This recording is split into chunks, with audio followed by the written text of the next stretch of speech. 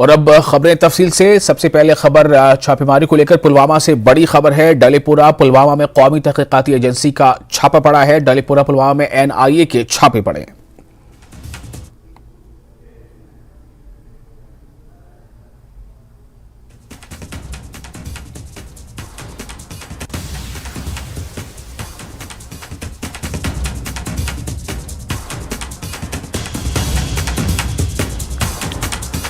डलीपुरा पुलवामा से इस वक्त की खबर अहम है। डलीपुरा पुलवामा में एनआईए के छापे पड़े हैं। टेरर फंडिंग मामले में छापेमारी हो रही है और पुलवामा से ये इस वक्त की अहम खबर। पुलवामा में टेरर फंडिंग के मामले में एनआईए यानी नेशनल इन्वेस्टिगेशन एजेंसी की छापेमारी जारी है। डलीपुरा पुलवामा में ये छापेमारी टेरर फंडिंग मामले को लेकर है। एनआईए की जानिब से आज यहाँ पर अगर हम देखेंगे डलीपोरा पुलवामा में जो छापामार कार्रवाई अमल में लाई गई है, यही देखा जा रहा है जो टेरर फंडिंग मामला है या फिर बुलेटिन से रिलेटेड इंसिडेंट्स है, उस हवाले से जो मुख्तलिफ केसेस जो एनआईए के पास दर्ज है तो उन्हीं की तहकीकात चल रही है। तो आज यहाँ पर डलीपोरा पुलवामा जो कस्बा पुलवामा का काफ़ी बिजी एरिया है, यहाँ पर छापामार कार्रवाई अमल में लाई जा गई है। सुबह 6:30 बजे तकरीबन ये छापामार कार्रवाई जो अमल में लाई गई और अभी भी बदस्तूर यहाँ पर डलीपोरा में जारी है। जो लोग जिसके घर पे छापामार कार्रवाई अमल में लाई गई है वो मुकीम हुए हैं, उनसे तहकीकात यहाँ पर चल रही है। बिलाल खान, न्यूज़ 18, डलीपोरा पुलवामा। और जेकेएलएफ और हुर्रियत को जिंदा करने की साजिश का मामला। साजिश से मुतालिक केस में 10 अफराद को बाज़ाब्ता गिरफ्तार किया गया। इस सिलसिले में एफआईआर दर्ज कर गैर कानूनी सरगर्मियां रोकथाम एक्ट के मुख्तलिफ दफात के तहत यह मामला दर्ज किया गया है। गिरफ्तार अफराद और दीगर पाकिस्तान में मुकीम हैंडलर्स की हिदायत पर साजिश में मुलव्विस थे। बैरून मुल्क में मुकीम इदारों से राब्ते में थे ये साजिशी और इससे पहले मीटिंग 13 जून 2023 को हुई थी।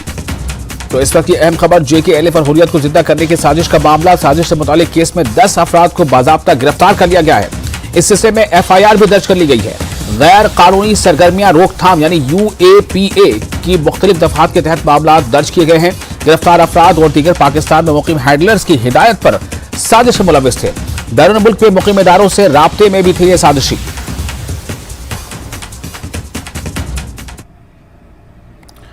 किश्तवाड़ में एसआईयू के छापे। जिले छतरु किश्तवाड़ में मुतादिद मकामात पर छापे। दहशतगर्दों के घर छापे।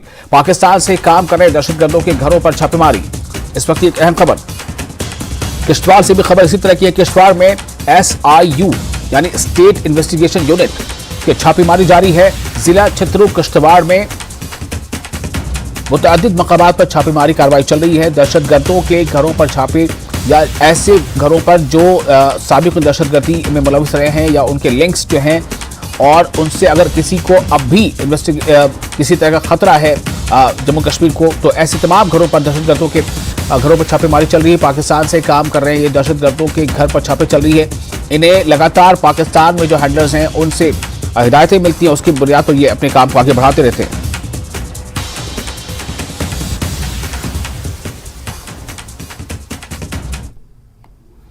एक और अहम खबर, आर्टिकल 370 हटाने के मामले पर सुप्रीम कोर्ट में आज समाअत है। 5 जजों की आईनी बेंच करेगी समाअत। सुबह 10:30 बजे शुरू होगी समाअत। मरकज ने इस जिम्न में हलफनामा दाखिल कर दिया है। कश्मीर में अमन और तरक्की का दौर।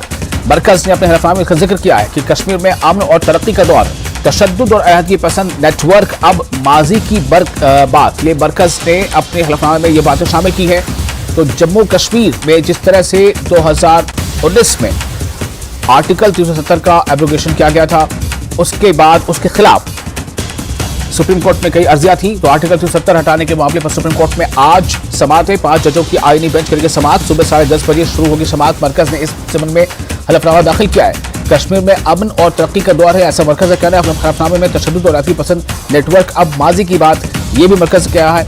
और ये जो आज इस पर समाअत होने वाली है, इसमें 5 जजों के बेंच में खुद सुप्रीम कोर्ट के चीफ जस्टिस DY चंद्रचूड़ भी शामिल हैं।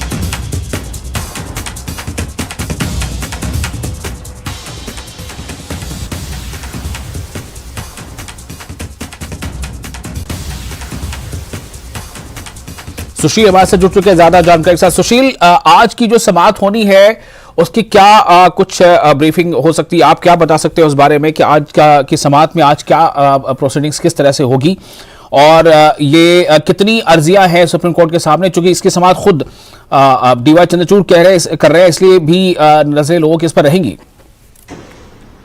करो देखिए विशाल, कुल 23 याचिकाएं आज सुप्रीम कोर्ट में इस पूरे मामले पे सुनवाई के लिए चीफ जस्टिस डीवाई चंद्रचूड़ की जो 5 जजों की संविधान पीठ है उनके सामने लिस्टेड है। 23 याचिकाओं में आर्टिकल 370 की संवैधानिकता को चुनौती दी गई है, जिसमें यह कहा गया है कि केंद्र सरकार ने आर्टिकल 317 जो फिलहाल रिवोक किया है वो संविधान के मूल अधिकारों का वायलेशन है और इसीलिए इसकी संवैधानिकता पर विचार करना बेहद आवश्यक है। आज सुप्रीम कोर्ट इस पूरे मामले पर 10:30 बजे सुनवाई करेगा। 10:30 बजे विशाल जो सुनवाई होगी उसमें साफ तौर से एक रूपरेखा तय की जाएगी कि किस आधार पर इस पूरी याचिकाओं पर सुनवाई की जाए। जो याचिका करता है उनको कितना कितना समय दिया जाना चाहिए, कितने समय में इन तमाम याचिकाओं पर सुनवाई पूरी की जाएगी। एक बड़ी रूपरेखा फिलहाल आज सुप्रीम कोर्ट के द्वारा तय कर दी जाएगी, जिसके बाद एक डेट दी जाएगी, तब से इस पूरे मामले की सुनवाई की जाएगी। क्योंकि आज जो सुनवाई के लिए मामला लिस्ट है वो केवल एक रूपरेखा तय करने के लिए लिस्ट है, लेकिन आर्टिकल 370 को लेकर केंद्र सरकार की तरफ से कल एक बड़ा हलफनामा दाखिल किया गया और आर्टिकल 370 जम्मू कश्मीर से हट जाने के बाद केंद्र सरकार की तरफ से उठाए गए कदम की जानकारी दी गई है। केंद्र सरकार ने जम्मू कश्मीर में जिस तरह हालात बदले हैं उसकी जानकारी उन्होंने चीफ जस्टिस और 5 जजों को दिया है कि आर्टिकल 370 के हट जाने के बाद जम्मू कश्मीर में जो आबो हवा है वो अब बदल चुकी है। स्कूल खुल चुके हैं, अस्पताल खुल चुके हैं, वहां पर जो स्टोन पेल्टिंग की प्रक्रियाएं चलती थी, स्टोन पेल्टिंग की जो घटनाएं थी उनमें कमी आई है। घाटी में जो तमाम आतंकवादी संगठनों का एक एस्टेब्लिशमेंट वहां पर चलता था उस पर लगाम लगा है। साथ ही साथ केंद्र सरकार की तरफ से जो बड़ी बात कही गई वो ये कहा गया कि आजादी के बाद से पहली बार है जब जम्मू कश्मीर में रहने वाले तमाम लोगों को आजाद भारत में जो तमाम अधिकार मिलते थे वो उनको अब बराबर मिलते हैं। साथ ही साथ सुप्रीम कोर्ट में केंद्र सरकार ने यह भी कहा है कि G20 की जो बैठक हुई थी उस बैठक में शामिल होने वाले तमाम सदस्यों को जम्मू कश्मीर ले जाकर वहां पर लोगों को घुमाया गया ताकि पूरे विश्व में यह संदेश जाना चाहिए कि जम्मू कश्मीर जिस चीज के लिए जाना जाता था अब फिलहाल जम्मू कश्मीर वो जम्मू कश्मीर नहीं रहा। यहां पर खुली हवा में लोग सांस ले सकते हैं। आतंकवादी जो घटनाएं हैं उन पर लगाम लगी है। तो कहीं ना कहीं केंद्र सरकार की तरफ से जो मोटी बातें कही गई आर्टिकल 370 हटने के बाद उसमें कानून व्यवस्था, शिक्षा और साथ ही साथ हॉस्पिटैलिटी और सबसे बड़ी बात स्टोन पेल्टिंग और टेररिज्म, इस पर जीरो टॉलरेंस की जो नीति थी वो सरकार ने बताई है। और ये केंद्र सरकार की तरफ से कहा गया है कि एक ऐतिहासिक क्षण था जब 370 रिवोक किया गया और अब जम्मू कश्मीर में लोग एक राज्य से दूसरे राज्य में शादी कर सकते हैं और इस पूरे मामले में कहीं ना कहीं पूरी प्रक्रिया जो है वो अब बदल चुकी है। तो केंद्र सरकार का यह हलफनामा सुप्रीम कोर्ट के समक्ष पहुंचना अपने आप में एक बड़ी जीत दिखाता है कि किस तरह केंद्र सरकार ने 370 को न केवल हटाया है बल्कि वहां के रहने वाले लोगों को अधिकार दिए हैं अपने संवैधानिक अधिकारों का पालन करने के लिए। और साथ ही साथ ये भी कहा कि आर्टिकल 370 हटने के बाद न केवल वहां की स्थितियों में बदलाव आया है बल्कि पंचायत चुनाव में 3400 प्रतिनिधि जो हैं वो पार्टिसिपेट कर रहे हैं। तो किस तरह जम्मू कश्मीर के हालात बदले हैं उसकी जानकारी केंद्र सरकार के द्वारा, गृह मंत्रालय के द्वारा जो फिलहाल सुप्रीम कोर्ट में हलफनामा दाखिल किया गया है उसकी जानकारी दी गई है। लेकिन इस पूरे मामले को लेकर अब सुप्रीम कोर्ट सुनवाई को लेकर किस तरह आगे बढ़ रहा है यह देखने वाली बात होगी, क्योंकि 23 याचिकाएं जो दाखिल की गई हैं जम्मू कश्मीर के आर्टिकल 370 की संवैधानिकता को चुनौती देते हुए उस पर साफ तौर से यह कहा गया है कि केंद्र सरकार के द्वारा संवैधानिक मूल अधिकारों का वायलेशन किया गया है। न किसी से इस पूरे मामले में बातचीत की गई है और ना ही किसी भी प्रकार से इस पूरे मामले में बहस की गई है। और जिस तरह केंद्र सरकार ने एक तरफा फैसला लिया है वो फिलहाल गलत है और इसीलिए आर्टिकल 317 की संवैधानिकता की समीक्षा देश की सबसे बड़ी अदालत के द्वारा होनी चाहिए। तो आज इस पूरे मामले पर एक रूपरेखा तय की जाएगी और यह तय किया जाएगा कि इस पूरे मामले को लेकर सुप्रीम कोर्ट सुनवाई को लेकर किस तरह आगे बढ़े। विशाल जी, बहुत शुक्रिया आपका सुशील, बहुत तफसील से तमाम बातें बताने के लिए। दरअसल इसको लेकर जैसा आपने बताया कि आज बाज़ाब्ता आज इस पर बहस या जुर्या तो नहीं होगी, बल्कि जो इसको लेकर जो डॉक्यूमेंटेशंस हैं उनकी कार्रवाई पूरी होगी, दिशा निर्देश होंगे। लेकिन काफ़ी अहम फिर भी ये है चूँकि 370 का मामला जो है एब्रोगेशन का है और जिस तरह से वहाँ पर उसके बाद के हालात यकसर तब्दील हुए हैं, तो उसका इस अर्जी पर क्या कोरिलेशन कैसे होगा, ये तमाम चीज़ें आगे देखने वाली होंगी। और मरकज ने कल यानी पीर को सुप्रीम कोर्ट में हलफनामा दाखिल किया है। मरकज ने अपने हलफनामे में कहा है कि आर्टिकल 370 के मनसूखी के बाद जम्मू कश्मीर में बेमिसाल अमन, तरक्की और खुशहाली लौट आई है। सरकार के पास कोई लीगल या कॉन्स्टिट्यूशनल आईनी आर्गुमेंट इसमें है नहीं इस केस में, तो इसलिए उन्होंने लाया है टेररिज्म। इसमें टेररिज्म तो कहीं कॉन्स्टिट्यूशन में बात ही नहीं है और यहाँ हड़ताल नहीं हो रहे हैं तो वो भी कॉन्स्टिट्यूशन की कोई बात नहीं है। वो तो एक पॉलिटिकल नैरेटिव है इनका, बीजेपी का। और मगर इससे एक बात जाहिर होती है कि गवर्नमेंट के पास कोई आईनी या कोई कानूनी आर्गुमेंट नहीं है, कोई कानूनी हैसियत इसकी नहीं है जो उन्होंने किया है। इसलिए ये दूसरी चीज़ें लाते हैं, तखरीबकारी की, टेररिज्म की। और आज स्कूल खुले हैं, परसों स्कूल नहीं खुले थे, तो वो कोई आर्गुमेंट नहीं होता। और हमें यकीन है कि इंशाल्लाह जो ऑनरेबल सुप्रीम कोर्ट है वो इन चीज़ों का सब चीज़ों को मिला के इस आर्गुमेंट को रद्द करेंगे।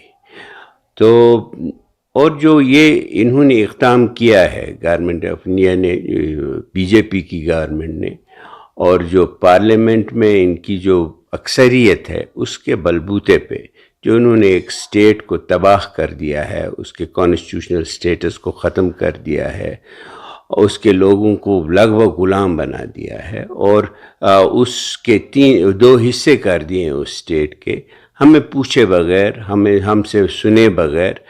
तो उसका मुझे लगता है कि मदावा होगा हमारी अर्जियों का, हमारी पिटिशंस का वहाँ पे। और ये एक जो इन्होंने इक़दाम किया है, ये सिर्फ यही नहीं कि उन्होंने कॉन्स्टिट्यूशन को रोन दिया है उस दिन 5 अगस्त को, बल्कि उन्होंने एक अहद को, एक पैमान को, जो एक हिंदुस्तान ने एक सेक्युलर इंक्लूसिव जमहूरियत के तौर पे कश्मीर, जम्मू कश्मीर के लोगों रियासत के साथ किया था, और कि हम आपको यहाँ जो हिंदुस्तान में एक ऐसी जगह देंगे जहाँ आप अपने जो कल्चर, आपकी शिनाख्त, आपके हुकूक सब आप पे वो उसका एक गारंटी दिया था, उसका एक अहद व पैमान किया था, वो अहद उन्होंने तोड़ दिया है इससे। तो मुझे लगता है कि इससे ये जो लिपापोती कर रहे हैं कि अब स्कूल खुल रहे हैं, दूसरी चीज़ें खुल रहे हैं, उसका इस केस के साथ, इसके कानूनी हैसियत के साथ कोई ताल्लुक़ नहीं है।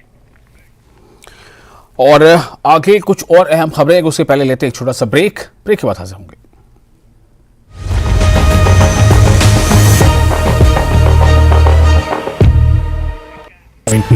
crore viewers. जामियांग सेरिंग नामग्याल ने भी सभा को संबोधित किया।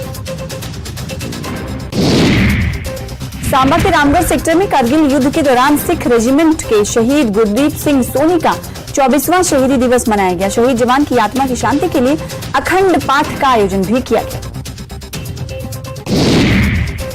शहीद गुरदीप सिंह सोनी के पिता मोहन सिंह और मां मंजीत कौर ने कहा कि हमें अपने बेटे की शहादत पर गर्व है। शहीद गुरदीप सिंह के पिता ने बताया कि उनके बेटे ने 6 जुलाई 1999 में कारगिल युद्ध में दुश्मनों को मुंह तोड़ जवाब देते हुए शहादत को गले लगाया था। मेंढे के हनुमान मंदिर में स्थापना दिवस मनाया गया। इस मौके पर भोलेनाथ के मंदिर की स्थापना की गई। पिछले 3 दिन से विशेष पूजा अर्चना चल रही थी, जिसमें बनारस और काशी के विद्वान पंडित मौजूद थे। फाइनेंशियल क्राइम यूनिट करगिल ने एम्प्लॉइज ज्वाइंट एक्शन कमेटी के सहयोग से 13 विभागों के कर्मचारियों के साथ प्रेस कॉन्फ्रेंस हॉल 12 में एक दिवसीय जागरूकता कार्यक्रम आयोजित किया। कार्यक्रम में वरिष्ठ अधिकारियों के अलावा 13 विभागों के 150 कर्मचारियों ने भाग लिया। प्रतिभागियों को विभिन्न कानूनों से अवगत कराया गया। बौद्ध धर्मगुरु दलाई लामा के 88वें जन्म दिवस पर मैक्लोडगंज में शानदार जश्न मना। जश्न में सीएम सुखविंदर सिंह सुक्खू भी शामिल हुए। दलाई लामा के जन्मदिन पर यहां देश ही नहीं बल्कि दुनिया भर के बौद्ध धर्मावलंबी पहुंचे थे, अनुयायी पहुंचे थे, जिन्होंने उनकी लंबी उम्र के लिए प्रार्थना की। वहीं लद्दाख बौद्ध एसोसिएशन ने दलाई लामा के 88वें जन्मदिन के उपलक्ष्य में जेवेसलशे में समारोह का आयोजन किया। एलबी अध्यक्ष ने दलाई लामा को उनके 88वें जन्मदिवस पर शुभकामनाएं दी और सभी लोगों से 10 जुलाई को दलाई लामा की लेह यात्रा का गर्मजोशी से स्वागत करने का आग्रह किया।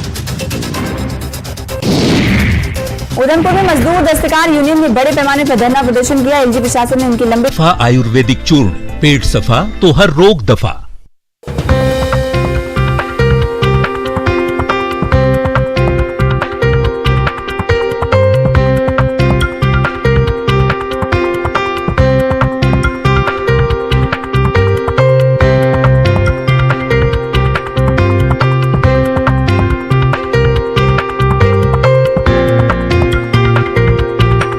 Headlines presented by पेट सफा आयुर्वेदिक चूर्ण, पेट सफा तो हर रोग दफा।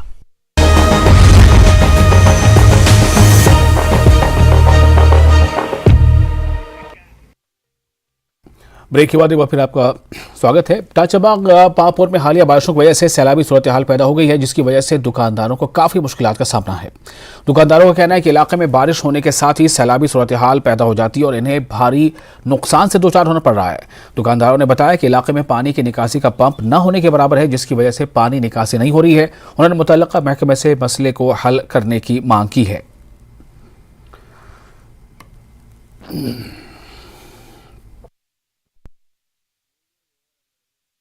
देखिए, हम यहाँ पे ये पांपोर का अड्डा है, टाचबाग अड्डा ऐसे कहते हैं। तो यहाँ पे 2 दिन बारिश नहीं होती है तो हमें दुकानों में पानी जाता है। जितना हम साल में कमाते नहीं, इन 2 दिनों में हमें उससे ज़्यादा नुकसान होता है। हम अब ये इनसे दरख्वास्त करते हैं, जो है महकमा है, इनसे दरख्वास्त करते हैं हमारी ये मुश्किलात का हल करे, अजाला करे इसका। तहसीलदार साहब गुजारिश करान, डीसी साहब गुजारिश करान, या यम जना यमिक महकम जनाब मन गुजारिश करान कि यम करें यथ कह बंदोबस्त यम किन जनाब बिली यम मुश्किलात दोबारा पेश कह नमन दुकान गो आइंदा आब खसन। गुजर बस्ती बजोनी त्राल में राब्ता सड़क इंतहाई खस्ता हाली के शिकार हो गई है। अगरचे कई साल कबल महकमा देही तरक्यात ने इलाके तक एक कच्ची सड़क तामीर की थी, लेकिन सड़क इस कदर खस्ता हाल है कि लोगों का चलना मुहाल हो गया है। लोगों ने बताया कि कई बार महकमे को सड़क की मरम्मत करने की मांग की गई थी, ताहम अब तक इनका मसला हल नहीं हुआ है और अब लोग चाहते हैं कि जल्द से जल्द राब्ता सड़क तामीर हो जाए। 2-3 दिन पहले यहाँ पे ताज़ियत भी हो गई थी और बहुत सारे लोग ताज़ियत पे आए भी, तो उन्हें काफ़ी सारी मुश्किलात आई। तो इसलिए हमें गवर्नमेंट से और अपील है कि हमें जल्दी से जल्दी ये रोड जो है इसमें बारिश से गारा और गिला हो जाता है, तो इसको ठीक करके दे दें हमें। तो इसलिए मेहरबानी करके, हमें बहुत सारी छोटे बच्चे, हमारे बुजुर्ग, इनको जाने में आने में बहुत सारी मुश्किलात आती है।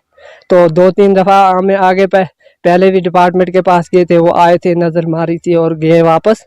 तो उन्होंने ये बोला कि कल कर देंगे, परसों करके देंगे, मगर ठीक नहीं करके दे।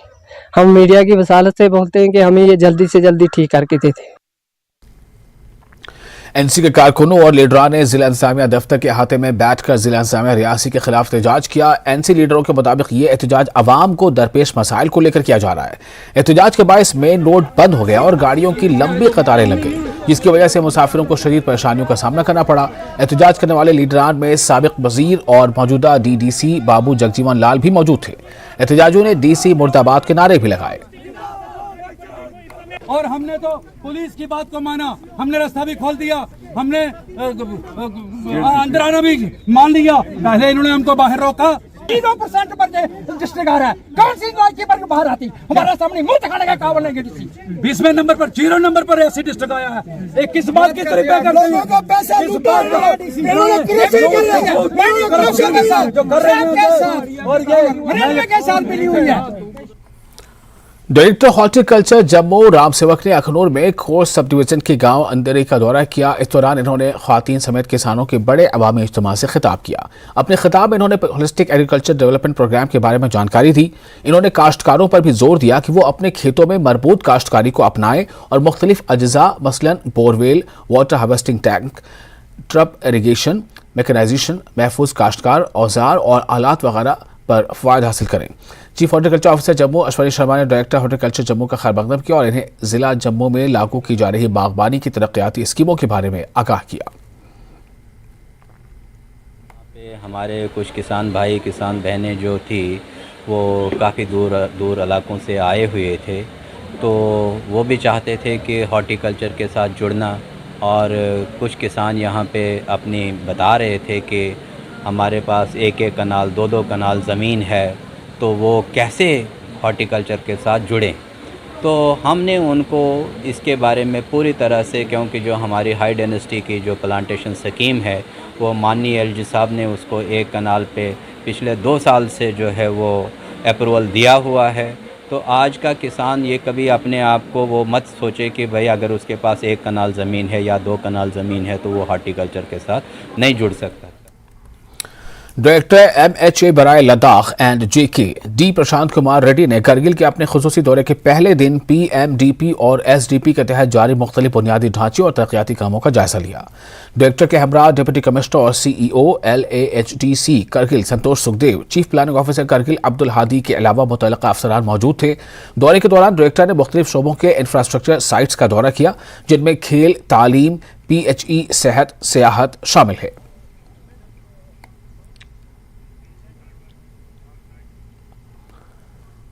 प्री कारगिल विजय दिवस 2023 का जश्न जारी है। इस दौरान 42 मकामी अफराद की हौसला अफजाई की गई।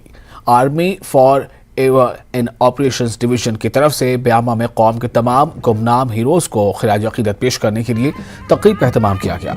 इस मौके पर 1999 के करगिल जंग के दौरान फौज को ताउन करने पर मकामी आबादी की हौसला अफजाई की गई और साथ ही इस मौके पर मकामी स्कूली बच्चों ने रंगारंग प्रोग्राम भी पेश किया। 500 से ज्यादा देहातियों और 200 फौजी जवानों और साबिक फौजियों ने गांव वालों को मुबारकबाद देने के लिए मुनक्किद की गई शानदार तकरीब में शिरकत की।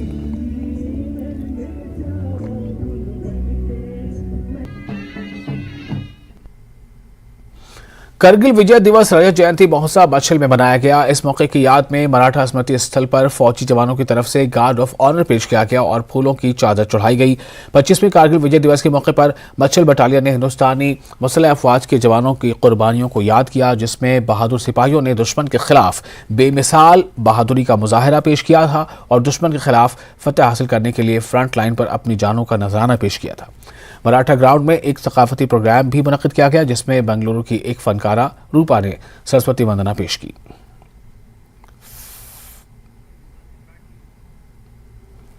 GMC राजौरी के लैब सेक्शन में CBC मशीन पिछले 5 दिनों से खराब है, जिसकी वजह से मरीजों को मुश्किलात का सामना करना पड़ रहा है। दूर दराज इलाकों से आने वाले लोगों का कहना था कि अस्पताल में CBC मशीन खराब रहने से इन्हें प्राइवेट लेबोरेटरी जाना पड़ रहा है। लोगों ने CBC मशीन की जल्द मरम्मत कराने की अपील की है।